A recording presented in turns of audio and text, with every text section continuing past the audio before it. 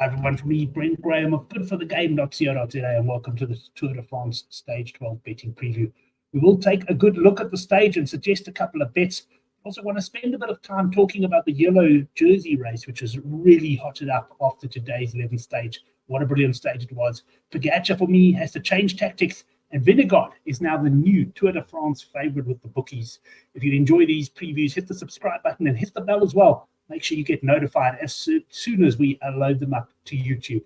Stage 11, and what a stage we had. I really thought, along with virtually every other punter from what I could see, thought this one would go to the break, and we all loaded up on guys in the break. I had one guy had Only in the break, but the break never got. First of all, it was a huge battle. It was one of the great stages to watch, no doubt about that. The break never got more than about 2 minutes up the road, and it was clear that UAE had targeted the stage for Tadej Pogacar. They rode very hard to keep the break under control and then pulled it back pretty quickly. Very, very impressive riding from the team there. The plan, obviously, for Pogacar to attack early and almost put this Tour de France to bed. And it nearly worked. His team, Yates, did the final pull there, which just shattered the peloton. And when Pogacar went, Vingegaard looked around for a second, and he didn't jump straight on his wheel. At one stage, Pogacar built a lead of 37 seconds, I think it was, over Roglic and Vingegaard, and it really did look as though he might be riding to a big win. But this Vingegaard, I don't know if they exaggerated his injuries a little bit on the accident. I'm not saying they did, but I don't know how man comes back as strong as he has come back. It's simply superb, absolute gutsy ride by Vingegaard, no doubt about that. He clawed Pogacar back on the penultimate climb to the point that they went over together. Pogacar just taking the sprint finish there. Pogacar certainly didn't look great. It's funny, you can see when he looks strong on the bike, he looks invincible, and he was looking a bit vulnerable there. Anyway, the two of them went on, and Vingegaard actually won the sprint finish, which is also a bit of a surprise and a bit of a blow to Pogacar. Evenepoel rode well to finish 25 seconds back with Roglic. Roglic actually crashed on the final descent, but because it was in the last 3 kilometers, he got the same time as Evenepoel, which I must say, and Roglic never asked for it or anything, but I think it's absolute nonsense. The 3K rule works well in the sprint finishes, but not in a mountain stage, for goodness sake. Just want to highlight Giulio Ciccone. This guy is riding great. Not probably a good thing for those who took him for the king of the mountains, but because he is very much in a GC contention now. Right, the 2 UAE guys managed to hang on and finish 149 back. And Felix Gall, another brave ride by him, 238. Okay, let's talk a little bit about the yellow jersey. We got Pogacar. He actually extended his lead today in the yellow jersey race to 1 minute 6 seconds from Evenepoel. But of course, Vingegaard just dealt the blow there by winning the stage. He's 114 down to Pogacar and Roglic 215. So it looks as though, well, when I say between those four, it's effectively a 2-horse race. And that's the way the bookies are betting here. This is Boyle Sports. They've got 9-10 Jonas Vingegaard and 46-43, which is a tad over even money about Pogacar. You can get 30-1 Remco, and Primoz 71-1. So very unlikely that he's going to win. But I want to just talk a little bit about the yellow jersey at this stage. In stage 11, UAE definitely went for broke. They took a bit of a gamble on the stage. They made the stage incredibly tough. The time gaps between some of the riders was amazing. Guys just fell apart on the stage. And they isolated the top 4 GC contenders. Pogacar attacked, and he very nearly put this top Tour de France to bed, but Vingegaard got back to him and beat him in that sprint. Vingegaard, as seen on the page before, now the marginal favorite, but for me, it's not all doom and gloom for Pogacar. What positives can he take from the day? Well, when he initially attacked, Vingegaard, virtually for the first time, didn't get straight on his wheel. He hesitated a bit. Roglic and him worked together. I must say, Vingegaard did most of the work, but he didn't jump straight up to Pogacar. And I think Pogacar can take that as a positive.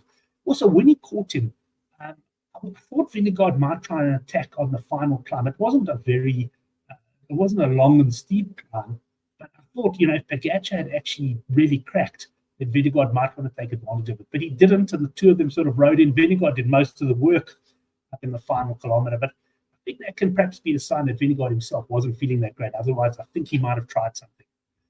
As far as negatives for Pogacar, well, this was definitely his chance, and the stage was clearly a target for the team. 35 seconds or so ahead at one stage, you would have expected him to finish it. And of course, Vingegaard, his big rival, the 2-time defending champion of the Tour de France, is looking in excellent condition and is quite possibly going to get stronger, as he usually does in the Grand Tour. And not only that, but this time he's come in, well, supposedly a little bit underdone as well. So how does Pogačar win this Tour de France? Well, for me, UAE, I hope you're watching this. It's time for you to change your tactics. To date, Pogačar's been an aggressor, trying to isolate Vingegaard and then attack him, use his punchiness to gain time, whether it be bonus seconds or just get ahead just before the top of a climb and use his descending skills. He has built up a 1:14 lead, certainly not what he would have hoped for, but it's not an insignificant lead. I don't think it's going to be easy for Vingegaard to pull this back on him.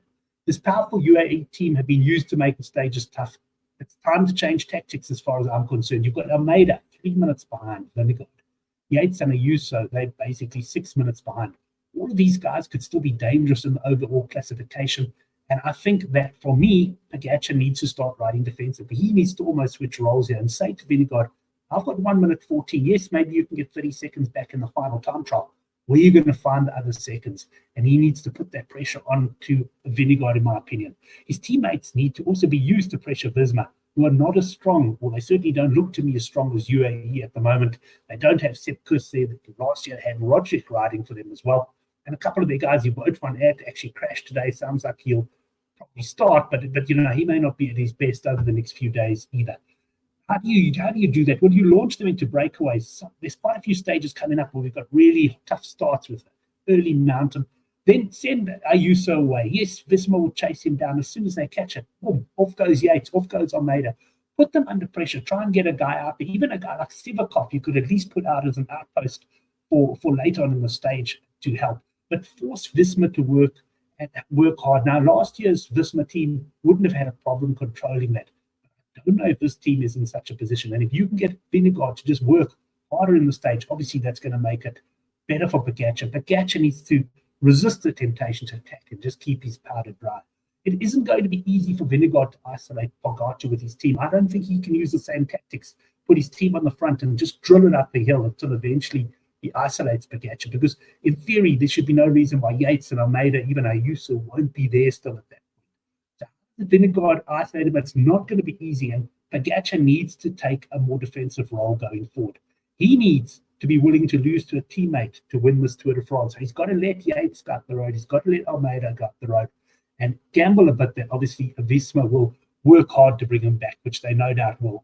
And if he can get Vingegaard to do all the work and have to do the work of two men, so to speak, then he may well get the chance to attack and certainly take bonus seconds at the end of the stage. So that's my say on the yellow jersey race. You can probably hear that I am a Pogačar fan. I'm rooting for him, but I do think that he has to change tactics. Let me know in the comment section what you think about who's going to win the race and what you think of my thoughts on the tactics for UAE.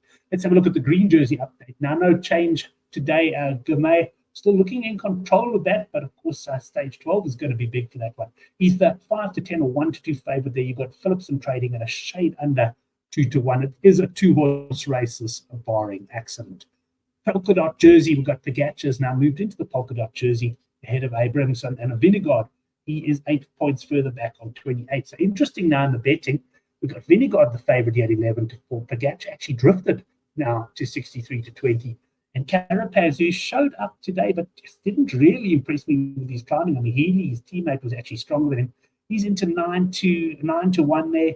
Simon Yates also not impressive today at all, 25-1. The reality is there's still a lot of points out there, and we could still get guys in breakaways that hoover up points on the weekend and next week and can win this jersey. But certainly it was a blow for a lot of my long shot King of the Mountains fancies. This was not a stage that I had down for a GC contenders to take the win. I really did think it would go.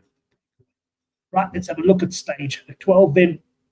We've got a pretty lumpy start here, like rolling hills. I love this massive central. It really does make for exciting racing. And then we've got 3 Cat 4 climbs and crammed in between at 110 kilometers. We've got the sprint. So none of these climbs are above 3 kilometers, and they're all in the 5 and 6% gradient. So nothing particularly scary, although the first 2/3 of the stage look fairly tough. And I suppose it could be possible if a team went hard to put some of the sprinters under pressure, but I don't think that will happen. What I do think will happen, though, is we'll get a break going away. Some of these sprint stages, we haven't even had a break. But on this terrain and with a lot of tired legs in the peloton, I think you're going to get a few hopeful guys going away. And I don't think this is necessarily going to be the easiest stage for the sprinters teams to control. That being said, I personally think the sprinters are not going to let this one get away. We might lose one or two along the way, but ultimately we're going to come down. Those last sort of 70 Ks, I mean, it's another long stage. It's 203 kilometers. Those last 70 Ks in that look fairly easy, and easy in terms of picking back the breakaway.